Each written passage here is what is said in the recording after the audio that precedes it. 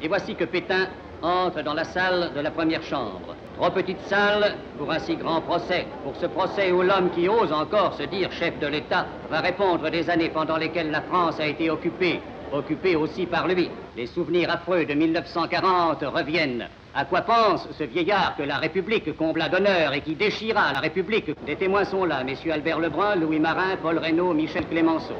Et voici la cour, il va juger avec 24 jurés tirés au sort parmi des parlementaires et des hommes de la résistance. Le procureur général Mornay prend place en face de l'accusé contre qui il va mener l'attaque. Le premier président Mongibaud ouvre les débats par les questions rituelles et l'accusé répond « Pétain, Philippe, maréchal de France ». Et tout de suite, le bâtonnier Payen, avocat de Pétain, dépose des conclusions pour refuser la compétence de la Haute Cour de justice. Conclusions qui seront rejetées. Puis, après lecture de l'acte d'accusation, le maréchal Pétain lit un texte, un dernier message, par lequel il déclare qu'il ne répondra à aucune question. Mais les avocats s'animent, soulèvent de nouveaux incidents, le ton s'élève. Le procureur général Mornay réplique la barbe en bataille, le geste véhément, bondissant sous les allusions personnelles. La querelle devient plus vive, la salle est houleuse. Enfin, le calme est rétabli.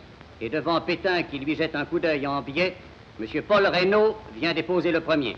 L'ancien président du Conseil explique pourquoi et comment il a lui-même appelé Pétain au pouvoir.